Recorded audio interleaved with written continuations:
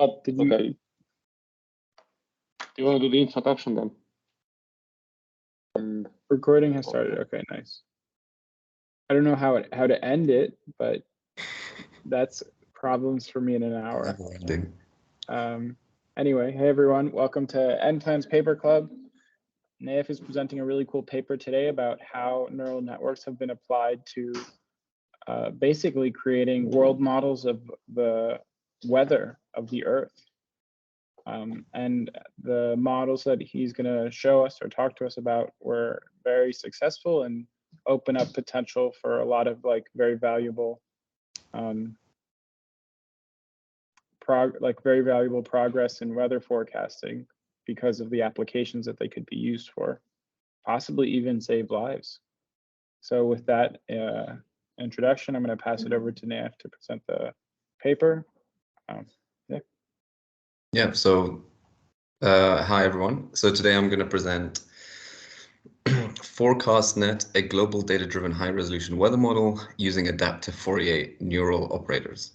So it's a super long title, but sort of in a very simple explanation, it's sort of a deep learning approach to weather predictions, right? And sort of trying to use deep learning to predict in the next week or two what's going to be in some square in the world, was going to be sort of the wind speed, temperature,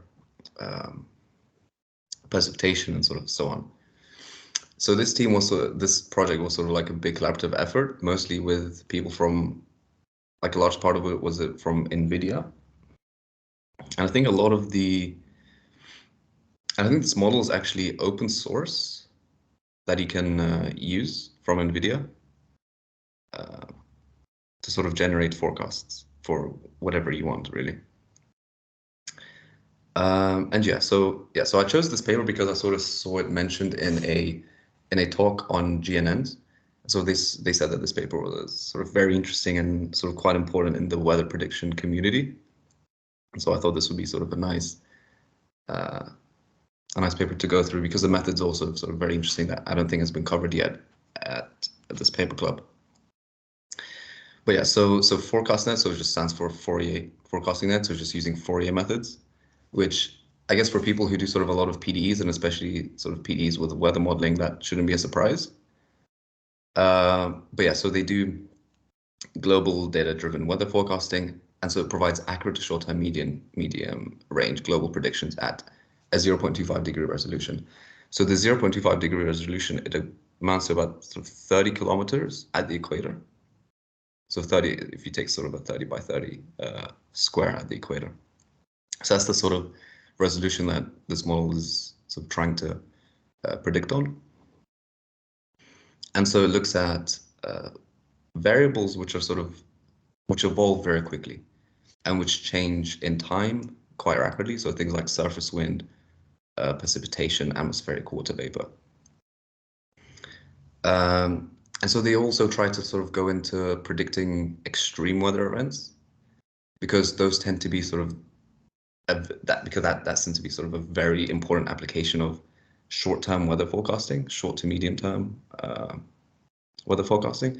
Because if you're able to predict sort of what the path of a hurricane in the next sort of 2 weeks, or the speed of how bad this hurricane is going to be, that is sort of really important to be able to kind of tell communities that, okay, maybe you should relocate or do something else, sort of to avoid the damage that this hurricane would do, sort of that if it's coming sort of in the next week or two. And so they compared this model to a state-of-the-art numerical weather prediction model. And so this model uses PDEs with hundreds of variables, with like millions of degrees of freedom, solved on sort of CPU cores, which take sort of hundreds and hundreds of hours. So they're sort of very, very complicated systems which take into account things like convection, heat transfer, the fluid dynamics of the actual of the weather, and sometimes even sort of ocean currents and so on.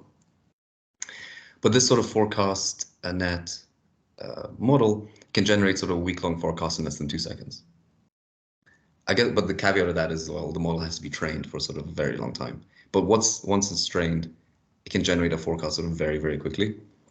Whereas these other sort of PD models take quite a long time to solve for sort of next week or two, sort of orders of magnitude more than 2 seconds. And then they sort of say in the end, so it's it provides a toolkit to aid and augment these NWP models. So they never mention that this model can actually replace the current models that are being used, sort of using PDs, but it's just sort of a model that can sort of aid them, or sort of aid maybe different communities that don't have access to the computing power to sort of just be able to run this model very quickly in 2 seconds with one GPU really, and then obtain sort of a forecast in the next 2 months that's sort of relatively accurate. They do mention a bit later though that if they can improve this model, then maybe in the future it could replace these sort of very expensive PD weather forecast models. But that's sort of for future work. But this model right now can't really replace the current state of the art.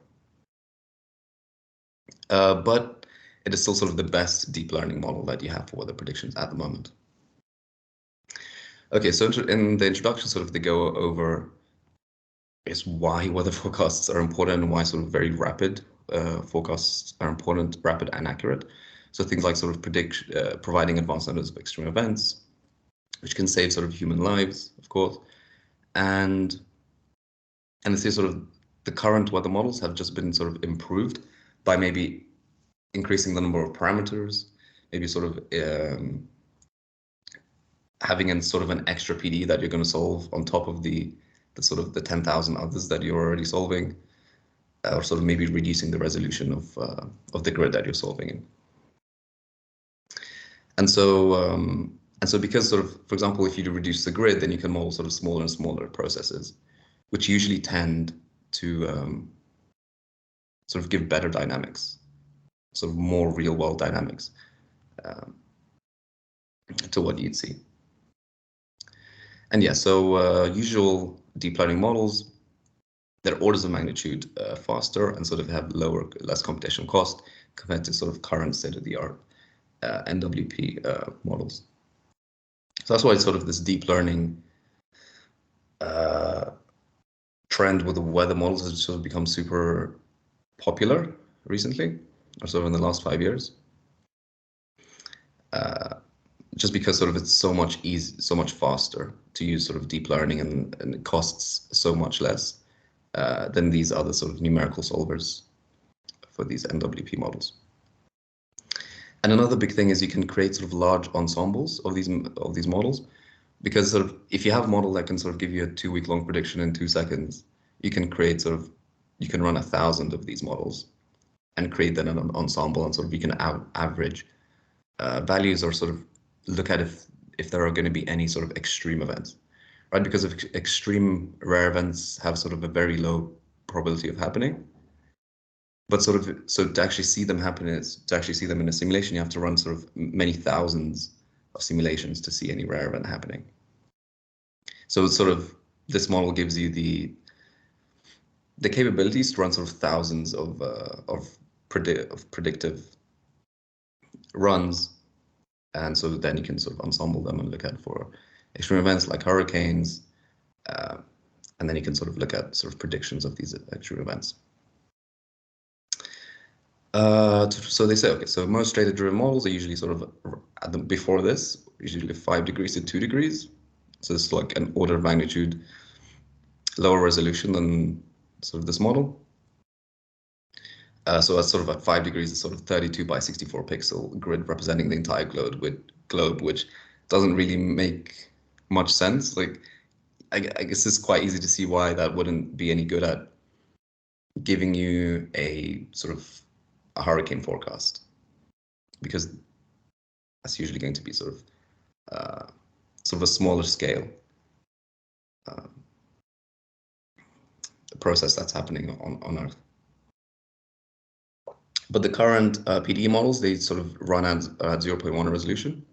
So that's like 15 kilometers, I think, around that, which is still sort of quite large, but the resolution that this model runs at 0.25 is very close to 0.1, right? It's much closer than 2 degrees or 5 degrees.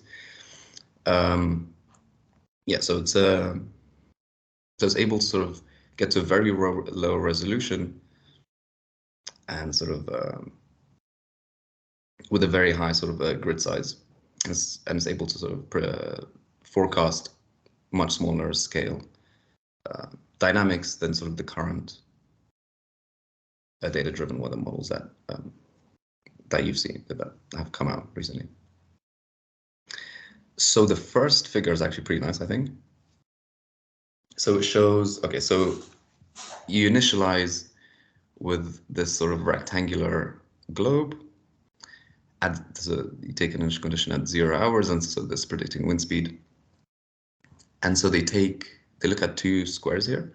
So they take this 1 square, the initial condition, and they look at 96 hours in the future. So this is what they're predicting, how far they're predicting along. Couple notes is this is in the test data set, and it's 16 time steps, so 6 hours each for each time step. And so for this model, this FourCastNet model, you can see that there's some formation of a typhoon here, which does appear in sort of the ground truth images, and in the ground truth sort of section that they've chosen here. And in the other section, sort of they have these 3 sort of circles appearing here, which are going to be sort of these 3 typhoons there. So it's sort of very nice that it's able to predict these sort of structures pretty accurately, I feel like. And you can see why something like this would be useful. Yeah. One thing I was wondering, well, 2 things I was wondering is, 1, did they cherry pick this example? Like of all the like how many of the extreme weather events or hurricanes were predicted by the model using the same method? It is really cool though, and I do think that this is still a good result because it's showing that it can do it. Maybe not always, but it does do it. Like this is at least it can do it. And the other thing, I was just gonna say, I was looking at sort of this square here, and I'm like, if you compare it to sort of, if you take the same square in the truth, well, those are pretty different, right? So the results are cherry picked, but it's still sort of pretty impressive, I think. Yeah, I noticed when you look at these plots, you're like, oh, there seems to be some kind of smoothing happening, which I was like, maybe that's an artifact of the type of model that they're using. Like when you look at the FourCastNet versus the truth, like the truth seems much more jagged in terms of the results. I guess when you plot, there's going to be some interpolation, I think, between data points just to make it look a bit nicer. Because you're going to have sort of discrete values at like 30 by 30, like in each pixel. So it's just, I'm guessing, some interpolation between neighboring pixels. Yeah, for this one. But still, so I think sort of this is sort of a very nice result, and that is able to predict these, even though, like, sure, maybe it'll predict some extreme weather events that didn't happen, but it still catches those that have happened. Or actually, we don't know if it didn't catch others. But anyway, they do some sort of other better comparisons. This was just sort of a nice visual qualitative comparison between them. And so then they say that this method is 45,000 times faster than sort of traditional PD methods. And because it's so quick to run this model, and because it's sort of quite accurate according to the results that they got, they say that it could lead to sort of a better informed disaster response, which at the end of the day, like, that's what you really care about, right? You want these deep learning models to sort of, I feel like the most important ones to sort of help human lives, right? So this is sort of a very important model that, if it does give good data, it could really be used to sort of change people's lives. And again, so like they expect it to be only trained once, and then sort of fine tuning. They say energy-wise is negligible. Okay, so these sort of a Fourier transform-based token mixing scheme, which I'll go into, with a vision transformer. So vision transformers are actually been, like, currently, I think that it's sort of the #1 used model for very good for sort of they're sort of replacing CNNs at the moment. And sort of using the Fourier transform-based token, you can sort of have a resolution invariant model. And using vision transformers, you can have a model capable of modeling sort of long-range dependencies. Well, because it's just the nature of a transformer. And so if you combine these two models, then you get sort of a state-of-the-art high-resolution model that resolves fine-grained features because it's sort of resolution invariant.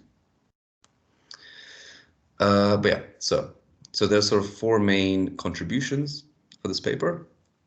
So the first one is very good forecast accuracy, so up to 1 week, which is better than sort of any deep learning model that has been released so far. Much better resolution than any deep learning model that has been released so far, and very good on sort of metrics that they define here, sort of root mean square error and anomaly correlation coefficient. So they're very close to sort of the current PDE models with respect to these metrics. At lead times up to 3 days, and after 3 days, it sort of veers off a bit, but it's still pretty close. Another thing that they say here that's pretty interesting is sort of the PDE models have sort of more than 150 variables at 50 vertical levels. So 50 vertical levels is saying like you take a slice and sort of a layer at the atmosphere. So here, so with these models, they take sort of 50 slices, more than 50 slices. Whereas this deep learning model takes sort of only 20 variables at 5 vertical levels. And it's purely data driven, right? It doesn't have any physics built a priori into the model. Right, and I feel like sort of because it's so simple, or like much simpler than the other model, it's still sort of it's still very good. And yeah, so this points to sort of enormous potential of data-driven modeling. And the next part is sort of, again, sort of extreme weather events, so improving sort of reliability of early warning of extreme weather events. So that's sort of the main motivation of this paper, which I think is sort of like huge motivations, like very important. But now sort of into the training, they use some data set called ERA5, which is actually a data set sort of it's on a globe. So they had to take the sort of the globe data, which is sort of on a Gaussian field, and they had to interpolate it to make it on a sort of a rectangular Cartesian grid. So that was, I think, the only data pre-processing that they had to do there. And but one thing I think is interesting, or a caveat of the whole method, and which is a general thing in this research, is that they're not actually the values that are being used at like each time step in the ERA5 data set are calculated using Bayesian estimation. So they're not like the real like recorded values that they have, like they've measured for these points. yeah, So, yeah, because so like actual observation data is not like regular. So there's sort of that problem, but they actually did publish a paper right after this one, I think a couple months ago. I did look around. That did help deal with sort of non-uniform data, sort of solved this problem. Oh, okay, cool. Yeah. So, and it wasn't that much work. It just had to sort of do a non-uniform Fourier transform for that stuff. But yeah. But for this work, definitely sort of like a big drawback is, well, you had to first convert your data points from a Gaussian grid to a Cartesian grid. But there are models as well that sort of work with Cartesian grids, but they're just sort of a bit more expensive because then you're solving sort of, you're working with 3D models and the non-uniform spacing of observations. And the last one was sort of considered in a subsequent paper for this. But yeah, so they focus on forecasting 2 important variables, so the wind velocities and the 6-hourly total precipitation. And so they choose these because these 2 sort of variables, they say sort of are highly influenced by many small scale features. And so they try to, and so I guess they're doing that by saying, okay, so their model is very good at predicting sort of these small scale features. And so look how good our model is by predicting sort of wind speed and total precipitation and so on. And they have a section on sort of extreme weather events, sort of hurricanes and so on.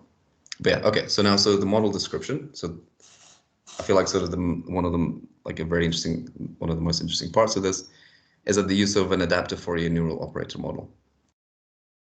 So this model, again, sort of is a combination of a Fourier neural operator learning approach with a vision transformer. So I think the best way to understand this, if I go to the actual diagram of the model. So it's here on the left-hand side. So the AFNO architecture. So you can sort of ignore the right-hand side for now.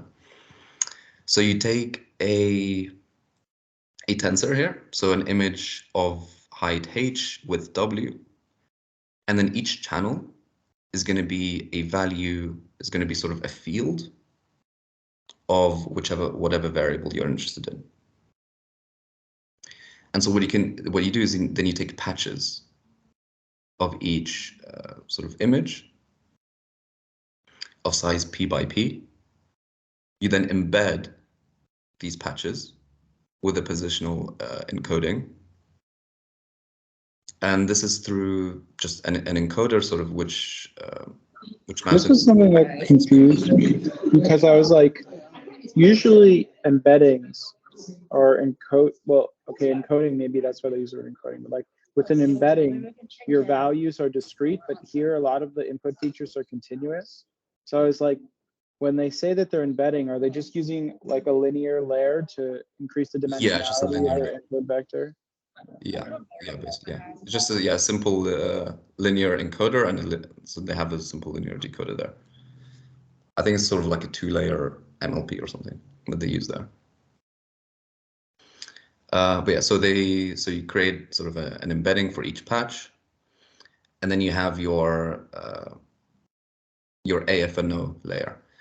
So for this, I'm gonna go to another paper, which is published by the same team, but sort of they did 2 different papers. So the other paper is sort of the method, and this is sort of an application for the method.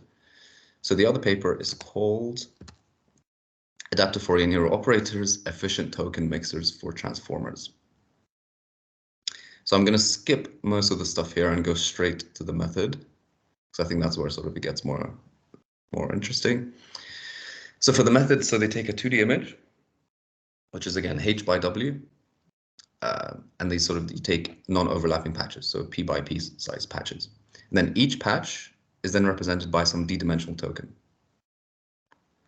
And so then what you get is an image that's represented as a token tensor, so of size h by w by d.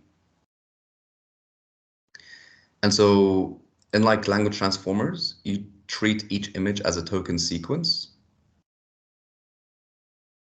And so then you try to apply self-attention to this token sequence. The main problem with sort of self-attention is that it scales quadratically, right?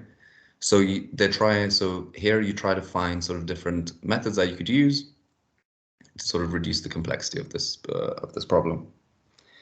And the main methods that they try to use here is from sort of operator learning, which comes from PDEs. Yeah. Sorry. Question: these tokens, are they like spatially do neighboring tokens are are they also close in this token space, or are they just like very distinct representation? I'm having a hard time to visualize how this continuous features get put into what they would be closer in token space, yeah, if the tokens are sort of next to each other, yeah. With the attention mechanism. But the token is it like a discrete thing, or is it still an embedding of some sort? In this case, it's an embedding. Sort of it's a sequence. It's a sort of a d-dimensional embedding of a patch. Yeah, but in that within this dimensions, it's a continuous sort of thing. Yeah, and and then so yeah. Awesome. And so you can create sort of some token sequence, and then you can sort of apply sort of typical attention on this. But the methods here are from operator learning. So in operator learning, you can assume sort of if you take sort of this ODE here, so u dot is equal to du dx plus du dy, you can rewrite that as just u dot is equal to some operator L being applied on u, some linear operator. And so the main idea in operator learning is you want to learn this operator L. You want to parameterize this operator L with a neural network with some parameters theta. Right, so as in, if you learn this sort of operator, it becomes sort of very easy you can first of all learn about your ODE, which at first you don't know what your ODE looks like, you just have data. Right, but then with these sort of data points, you can sort of learn this operator that governs the dynamics of your data. So that's the main sort of idea of operator learning. And then with operator learning is you use something called sort of a kernel integral and sort of kernel integral operators. But before that, there was some work done that sort of showed that self-attention can be written as kernel integration. So here you take XS being a token sequence. And so you can have attention as sort of this typical, in the typical way where you have your score array, just here, this being your score array. And then you can rewrite that as a matrix valued kernel kappa, which then ends up being sort of a kernel summation over this. So I think it's sort of, for me to sort of try to understand this, I had to go sort of through the computation of it. I guess it's a bit hard to explain without actually going through the maths a bit. But I guess you can just sort of take it as, okay, you can write self-attention as being this kernel summation. And once you write this kernel summation like this, your attention, you can extend this to a continuous kernel integral. And a very important point here is that, so the input tensor X, your token, is no longer sort of a finite dimensional vector in some Euclidean space X, but it's a spatial function in a function space now. So now you're sort of dealing with function spaces and operators acting on those function spaces. And the whole idea from this operator learning is, well, you have a kernel integral operator here,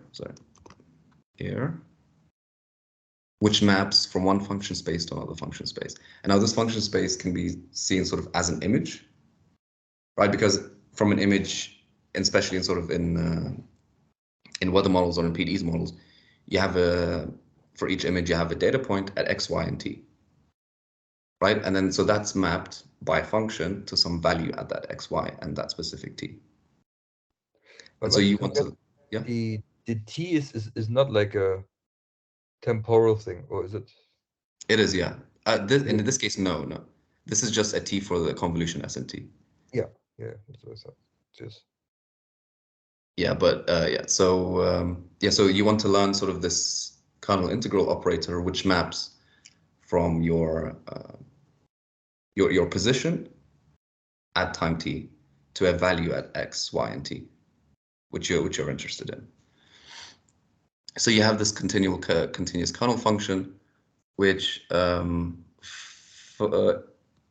those of you who've done sort of OD is sort of should be very similar to sort of a Green's function, where you have kappa being as S minus T. And with this sort of you get the normal convolution. And then usually when you have a convolution, it's sort of quite expensive to compute this in this case. So what you can do is use Fourier transforms. Also one note is they assume this sort of this Green's kernel, kappa being sort of S minus T. They say it has a beneficial regularization effect, but it's also expressed enough to capture global interactions. Which I guess I didn't sort of delve into this too much, but with the Green's function that you can use for sort of PD analysis, it's very general for a lot of PDEs. So it is, it's not sort of like a large restriction that you have in your model. But yeah, so you have this sort of convolution, And the first thing that you can do in this is take a Fourier transform. Because while convolutions in real space are just going to be sort of multiplications in Fourier space. Okay, so this is what they do here. So they call it a Fourier neural operator. So you basically take this here and you just take everything to Fourier space from in there. So you take the Fourier transform of your continuous input x. You take a Fourier transform of your kernel kappa. You do some matrix multiplication, and then you take the inverse Fourier transform to finish the convolution. Now the neural network comes into this Fourier transform of kappa. So with your neural network, this is what you're trying to parameterize. This is what you're trying to learn. It's this Fourier transformed version of kappa. So now if you take this to the sort of discrete space, the idea is to sort of mix tokens using a discrete Fourier transform. So you have an input tensor, height by width by d, and you have a weight tensor that you're learning, which is going to be the sort of the discrete Fourier transform of kappa, which is going to be some complex valued tensor. And sort of this parameterizes the kernel. And so the steps here sort of is you take your discrete Fourier transform of x, you do some matrix multiplication by weight matrix w for some token, then you take the inverse Fourier transform. Now, the first thing that sort of came to mind for me when I thought of like doing Fourier transforms in this case is, well, periodicity, because all Fourier transforms really only work on periodic functions. And again, so here, the discrete Fourier transform assumes a global convolution applied on periodic images, but sort of for typically real world images, that's not true. And so they do this thing where they add a residual term. So they sort of do this this Fourier neural operator computation, and they add sort of so for the next layer, so they add a w x as a residual term. And so they say that this compensates for local features and non-periodic boundary conditions. But that isn't that really an issue, right? Because you would think once your resolution is high enough, the periodicity is, your discrete Fourier transform is getting closer and closer to the continuous Fourier transform, which does not have the requirement anymore. So wouldn't expect them to be much of an issue. I guess that's true. Yeah. In the whole process, do you actually ever recover the kappa function, or do you just say, the Fourier transform of kappa is just as good for me for what I'm doing as the kappa function itself? So you don't even bother with that anymore? Yeah, you never really look at sort of the inverse Fourier transform of kappa. You never look at kappa itself. No. Yeah. Makes sense. Yeah. Cool. And so another interesting thing is sort of its resolution invariant. And so this comes from the fact that, well, if you have a 100 by 100 2D field, if you take the Fourier transform, you're going to have sort of 100 eigenfunctions for that, sort of 100 modes. And if you have another one, but that's 1,000 by 1,000, you'll have 1,000 eigenfunctions for that, at 1,000 modes. And so what you can do is, well, in this case, what they do is they truncate at a certain number of a certain mode value. And so I think they truncate either 12 or 20. So they take the top 20 frequencies, and so they ignore the rest. So if you increase your resolution from 100 by 100 to 1,000 by 1,000, you're still keeping the same sort of very similar 20 modes, sort of low frequency modes in your system. So this is what they mean by sort of resolution invariant. So as in sort of it parameterizes the token functions by Fourier bases, which are invariant to the underlying resolution. And sort of they assume that, okay, so the higher order modes, you can sort of ignore them because they don't contain as much information. But yeah, so training on one resolution, it can be directly evaluated at another resolution. So something called like zero-shot super resolution, which sounds very cool, I think. And yeah, and so again, sort of doing that residual connection also can still output the full spectrum. Yeah, and so with this W matrix as well, I forgot to say, so this is where they do their channel mixing. So this this sort of mixes the channels between all the tokens. And I guess One question I had is just, so both the discrete Fourier transform and the inverse discrete Fourier transform, they're learned matrices. No, they're just discrete Fourier transform. So they're actually doing a discrete Fourier transform. Okay. Yeah, they're doing an actual Fourier transform. Yeah. Okay. But yeah, and so because of the sort of the nice property of the Fourier transform, it's the discrete Fourier transform is complexity n log n. And so instead of having sort of the super expensive complexity of your self-attention now incur sort of n log n d squared complexity. So they say sort of quasi-linear in sequence size. So this is the normal neural, the Fourier neural operator.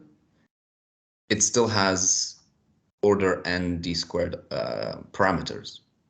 And so they do a couple things here, which is just sort of reducing the number of parameters in your model, which, like, assuming some block diagonal structure on W,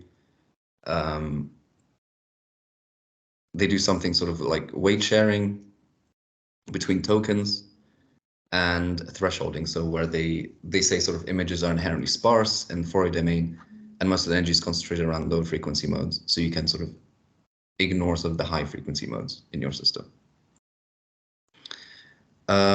They apply this to actually images with some sort of results that are actually pretty good with sort of typical image data sets. And they compare this to sort of other visual transformer models. But yeah, so this is sort of the main architecture for these weather predictive models. So if I go back to here, so you take your patch, your positional embedding, you take a Fourier transform, you push that through you do some channel mixing and some truncating of modes, and then an inverse Fourier transform, and then you do channel mixing with an MLP. And then you have I think in this case they had 4 layers. So you have 4 of these layers, and then you have a linear decoder. A layer in this case is not one time step, which is sort of important. I think initially sort of I thought that well, it's going to be one time step, but no. But yeah, so, and then for the loss they do, so they say, okay, so fine tuning. So how they compute the losses, they take your you take xk, which is sort of your values at x, your values of x at time k. You push that through your FNO model, so you get xk plus 1. Then you take your true xk plus 1, so you compute your loss, so a component of your loss L2, I think it says there. And then you take xk plus 1, you push that through your FNO model again to get xk plus 2. And then you use both the previous predicted and sort of the subsequent predicted value to compute your loss. They know, I didn't find any mention of what the loss function actually was. But yeah, so they just say, okay, so this is how they compute their loss. But yeah, so again, they just go over here again. So Fourier transform, thresholding, inverse Fourier transform.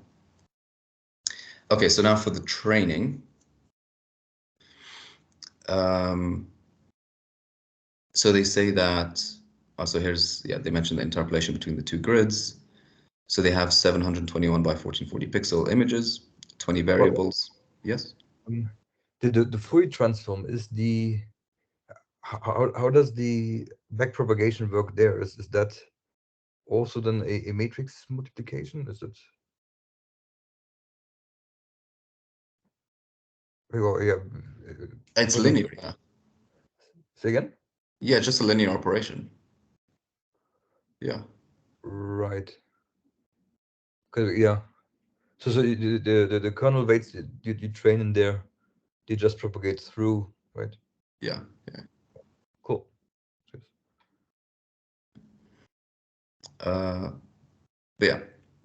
So yeah, so for the training, so yeah, so a bit more sort of how they just compute their loss. They just say sort of they sum the two training losses for optimizing the model. So the loss for xk plus 1 and xk plus 2. And so they say they have 54,000 samples and for training, and it took about 16 hours on 64 A100 GPUs, which is crazy. I think like that's just such a huge amount of GPUs to train the model, and especially that it takes 16 hours, which is pretty cool. They mentioned something about sort of total precipitation. That precipitation is sort of a very complicated variable for them to predict. So instead of forecasting it with this AFNO architecture directly,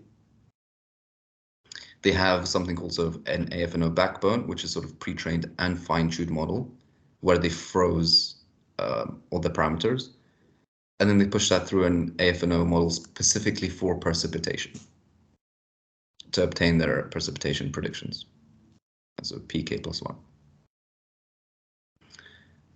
And so they explain here that it's pretty difficult because the probability distribution of total precipitation sort of strongly peaked at 0 with a very long tail towards positive values. So it's hard to have sort of any predict. It's very sparse.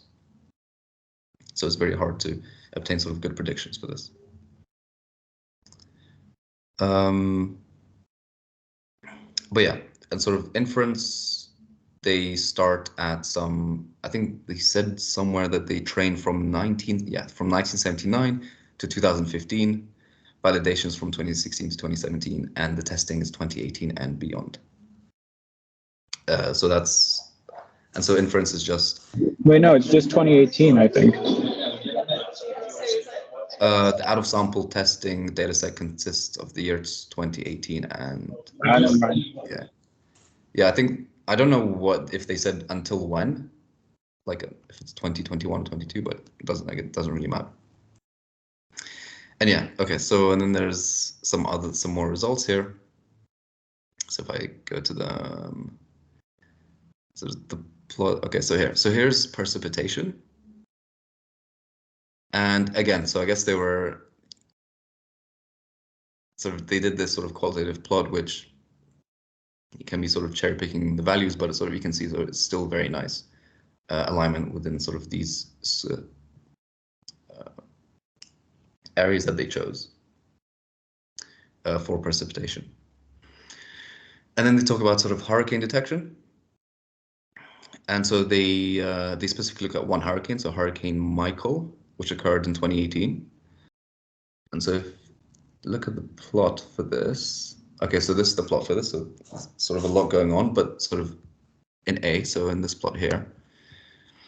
So you have the true path of the hurricane, and so you have the forecasted mean path. And so this is with an ensembled method. So this is going to be the mean path with some uncertainty. So you can see sort of it does very sort of nicely track the same general path as the true path of the hurricane. But one problem with the model was in the first sort of 24 or something hours, the FourCastNet mean was pretty close to the true mean for the pressure, for the eye pressure, the minimum eye pressure in the hurricane. But as you go sort of past 24 hours, it sort of dips down and becomes very different, so pretty different from the truth for a sort of longer forecast time hours.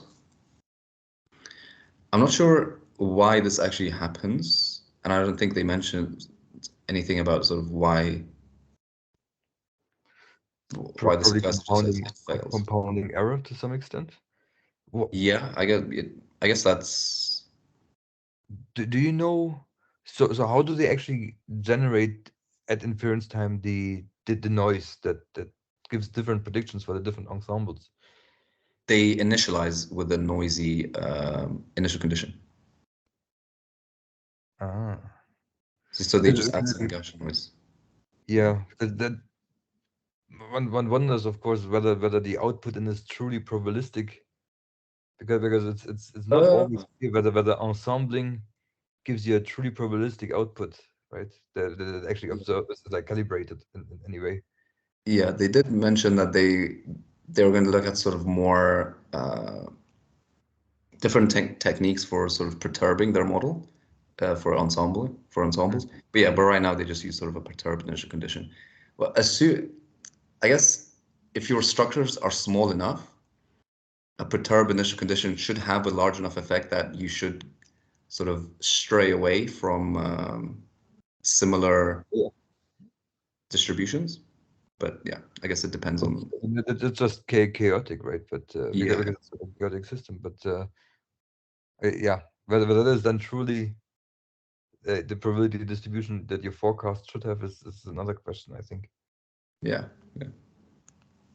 But this is just sort of like a small a section of this model that sort of I think they just try to find sort of as many applications as they could that looked as nice as possible. See if it works for that. When you look at these hurricane pictures, is there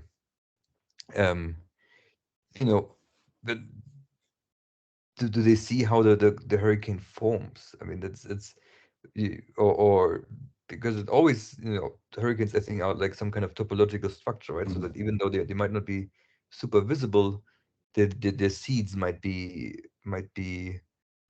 visible somewhere. And one wonders whether these things can actually calculate, like find the seeds before the seed is very, very obvious, or whether it's well, they did say that the example they gave with the hurricane.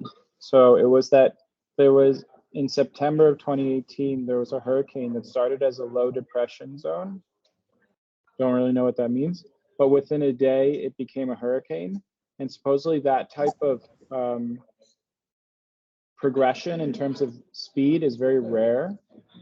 And so I don't know if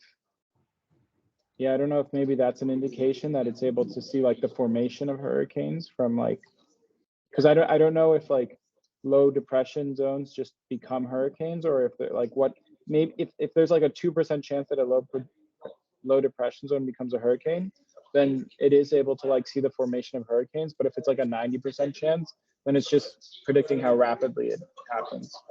I don't know. Yeah, I guess.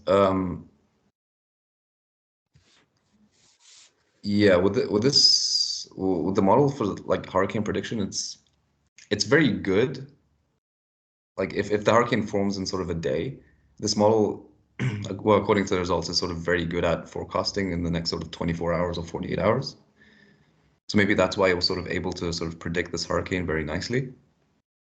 But if there was sort of like a more longer gradual sort of development of a hurricane, I'm not sure if it would have sort of found it that easily. But yeah, about the dynamics of how the hurricanes form, they don't look at that at all, really, well, with their model, but I guess it would be something interesting to do with the operator of your model evolution. That would tell you something about the dynamics of the model, which would be actually pretty interesting.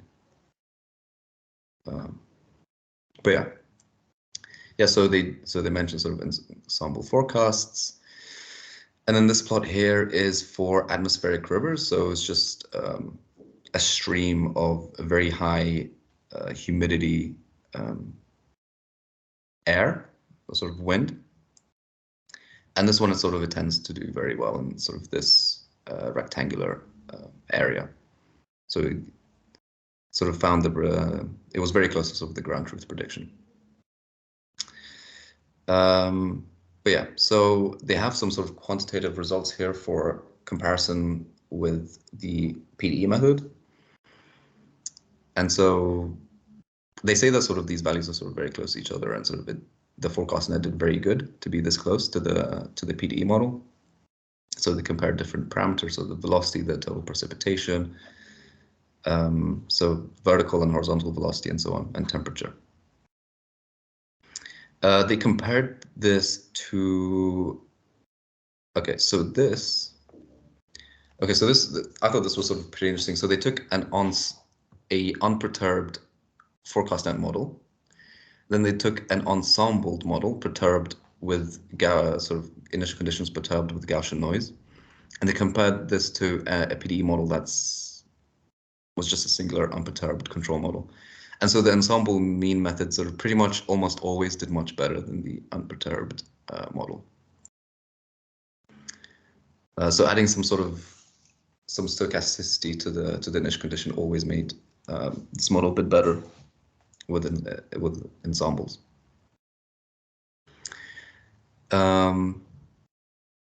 But yeah, and so they say FourCastNet can qualitatively capture spatial patterns and intensities of surface winds with impressive accuracy up to several days in advance.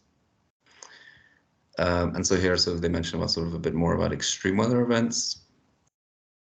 So they say an extreme weather event is something that is going to be in the 99.99th percentile. Something that has a very, very, very low probability of happening. And so I think there's a plot of a prediction of an extreme weather event somewhere. Here, extreme percentiles. So comparison of extreme percentiles of these three different methods. And so the RA5 is the true data set. And so FourCastNet is sort of almost always worse than the PDE model, but still not that much worse, especially sort of in the lower percentiles. But as you sort of try and predict sort of rarer and rarer events, the model becomes worse and worse, which actually makes sense because, well, in data, it's very rare that you actually have these rare events in the data that you're training the model with. So it's going to get more and more difficult to predict these extreme weather events. But yeah, so here they do a comparison just with sort of computational time and energy consumption between the different methods. So their method sort of consumes much less energy and much faster. And they do a comparison against other deep learning weather prediction models, and of course, it's sort of almost always better than the current sort of deep learning models. So I only have actually 5 minutes left. So I'll go through sort of the implication discussion and future work. So they say this is sort of a pretty major statement. So we anticipate that with additional resources and further development, FourCastNet could match the capabilities of current NWP models on all timescales and at all vertical levels of the atmosphere. So they say what they're currently working on is sort of training a much bigger model with sort of large number of sort of vertical slices in the atmosphere and more variables. So they sort of want to beat or match these current NWP models for all variables. That's actually interesting to think how say things like climate change would affect that, right? Yeah, you mentioned it.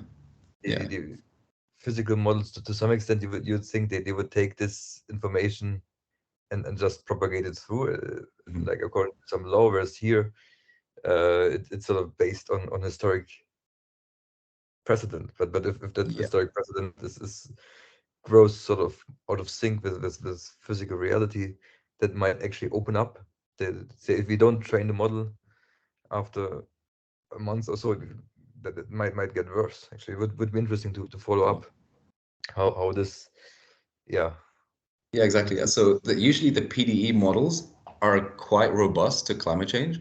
They're sort of very good at predicting so the next week with sort of respect to climate change. And they say here that so an important question remains unanswered is whether it generalizes under climate change. So they say they trained from 1979 to 2015, tested on 2016 to 2020. And so they say that we know the Earth's climate has changed over this period of time. So therefore, FourCastNet has been trained on data from a changing climate. But there's still, again, so they also say, like, again, there's also the thing of extreme weather events, which sort of aren't in their data set or don't occur as often in their data set. So it would be much harder to generalize to sort of extreme weather events due to climate change. But yeah, and so this is still sort of a grand challenge for the climate community to predict sort of extreme weather events under climate change. Other things that they mentioned, sort of other sort of improvements or sort of drawbacks of the method is sort of you could always have a larger model trained on more variables, on more sort of slices of the atmosphere, and or just even sort of a whole world, a whole planet, the whole of Earth. Sorry?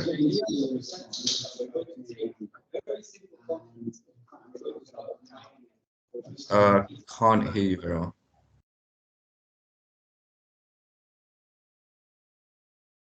Okay. But yeah, so they say so due to current absence of data assimilation, it can't yet generate up to the minute weather forecasts, which is sort of which are quite important. So if you want to know sort of how a certain hurricane will behave sort of in the next minute, 5 minutes, 10 minutes, and so on, where it will go. And so they're currently working on sort of enabling real-time weather prediction by initializing the model with real-time observations. And the other big thing is sub-kilometer resolution.